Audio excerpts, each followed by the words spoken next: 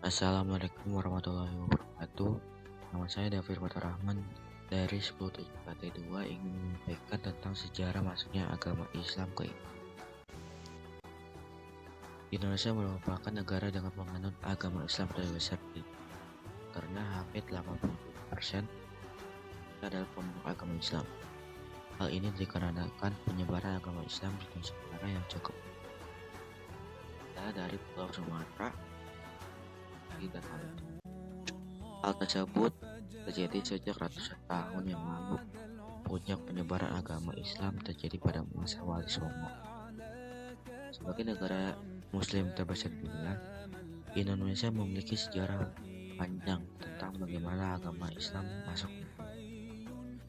Mulai awal mula sejarah masuknya Islam ke Indonesia hingga menjadi agama dengan pemeluk terbesar di Nusantara, tidak memakan waktu yang singkat. Lainnya sudah terjadi sejak zaman kerajaan.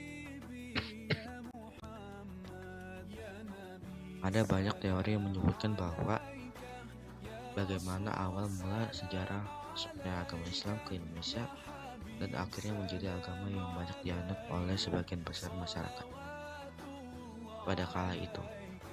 Teori-teori tersebut juga memiliki bukti sehingga dipercaya sejarah masuknya agama Islam ke Indonesia sesuai dengan teori-teori yang ada. Berbagai teori sejarah masuknya Indonesia tersebut dapat Anda pelajari dalam ensiklopedia sejarah Islam oleh Dr. Roqib Asyirjan. Namun ada juga beberapa teori lain, misalnya teori dari India, teori Arab, teori Persia, dan teori Cina. Masuknya agama Islam di Indonesia memiliki banyak teori, karena tidak ada yang tahu pasti kapan agama Islam mulai masuk ke Nusantara. Untuk itu, berikut kami berikan beberapa penjelasan teori masuknya agama ke Nusantara. Teori India. Teori India atau disebut teori Gujarat dicetuskan oleh G.W.J. Drewes dan dikembangkan oleh Snow Benje dan kawan-kawan. Selain itu, teori India atau teori Gujarat ini juga diyakini oleh karyawan Indonesia oleh sejarawan Indonesia Sucipto Wirjo Suprato yang meyakini awal mula sejarah masuk Islam di Indonesia adalah melalui India. Teori India atau teori Gujarat adalah teori yang menyebutkan bahwa agama Islam masuk ke Indonesia melalui para pedagang dari India Muslim yang berdagang di Nusantara pada abad ke-13. Para saudagar dari Gujarat yang datang dari Malaka kemudian menjalin relasi dengan orang-orang di wilayah barat di Indonesia. Kemudian setelah itu terbentuklah sebuah kerajaan Islam yang bernama Kerajaan Samudra Pasai yang menguatkan dari Gujarat ini. Salah satunya adalah makam Malik As-Saleh yang merupakan salah satu pendiri Kerajaan Samudra Pasai.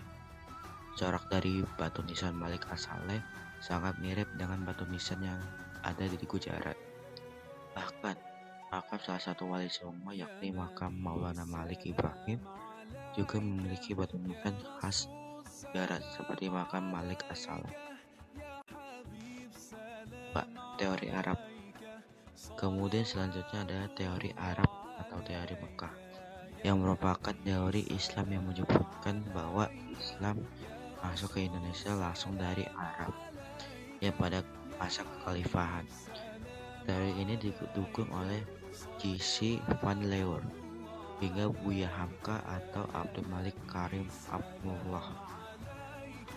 Ada bukunya yang berjudul Sejarah Umat Islam yang pada tahun 1997. Buya Hamka menjelaskan bukti masuknya agama Islam di Indonesia. Bukti yang dimaksud Buya Hamka ini adalah berupa sumber dari naskah kuno Cina yang menyebutkan bahwa sekelompok bangsa Arab yang bermukim di pesisir barat Pulau Sumatera pada tahun 625 Masehi. Selain itu, di kawasan tersebut yang pada saat itu merupakan kekuasaan Kerajaan Sriwijaya juga ditemukan batu nisan yang berisikan nama Syekh Rukunuddin yang wafat pada tahun 672 Masehi. Teori ini didukung oleh T.W. Arnold yang menyatakan bahwa pada masa itu bangsa Arab merupakan bangsa yang dominan dalam perdagangan di Nusantara. Kemudian mereka menikah dengan warga pribumi dan berdakwah di Nusantara. Ketiga, teori Persia. Teori yang menyatakan bahwa asal mula sejarah masuknya agama Islam ke Indonesia dari negara Persia, yang sekarang bernama sebagai negara Iran, adalah teori yang didukung oleh Husain Jajadiningrat dan Umar Amir Husain. Jajadiningrat berpendapat jika teori Persia ini selaras dengan asal mula masuknya Islam ke Indonesia.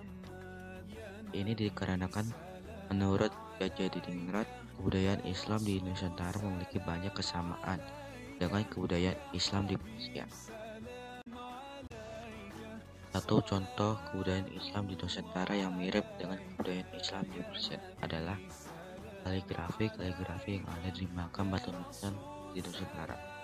Ada pula beberapa ritual keagamaan seperti Tabot di daerah Bengkulu dan Tabuik di daerah Sumatera Barat yang hampir sama persis dengan ritual keagamaan di Persia yang diadakan setiap tanggal 10 bulan Muharram. Akan tetapi, seperti yang kita ketahui, aliran Islam di Persia merupakan aliran Islam Syiah. Sedangkan aliran Islam yang berkembang di Indonesia adalah aliran Sunni. Sehingga teori Persia ini dianggap kurang relevan dengan fakta yang ada. 4. Teori Cina. Teori Cina merupakan teori yang menyebut bahwa asal mula sejarah masuknya Islam ke Indonesia berasal dari Cina. Agama Islam sendiri berkembang di Cina pada masa dinasti Tang 618 sampai 905 Masehi.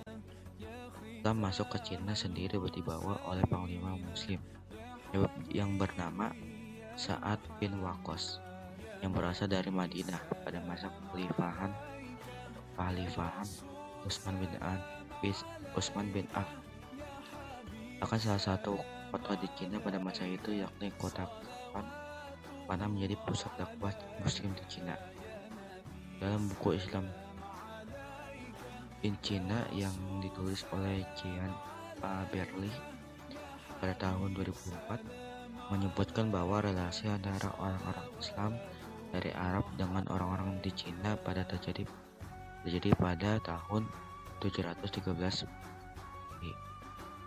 Masuknya Islam ke Nusantara juga diyakini bersama dengan banyaknya migrasi orang-orang Cina Muslim ke Asia Tenggara, terutama wilayah Nusantara yang kebanyakan memasuki wilayah Sumatera bagian selatan pada tahun 879 Masehi atau 9 Masehi.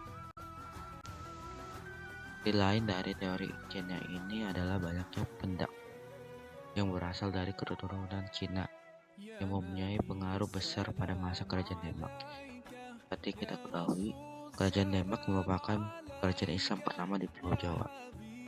Adapun buku sejarah yang ditulis oleh Nana Supriyatna yang menyebutkan bahwa Kesultanan Demak didirikan oleh Raden Fatah yang merupakan putra dari Majapahit Islam ini. Banyak yang meyakini bahwa Islam masuk ke Indonesia pada tahun 700 Masehi atau abad ke-7. Hal ini dikarenakan dari catatan Cina kuno menerangkan bahwa pada masa itu terdapat perkampungan Arab atau pemukiman Arab di daerah pesisir barat Pulau Sumatera hingga sekitar Selat Malaka. Selain dengan berdagang, ada juga penyebaran agama Islam yang murni memang berniat menyebarkan agama Islam dengan cara. Satu contoh penyebar agama Islam di Nusantara yang sangat terkenal adalah para Wali Songo.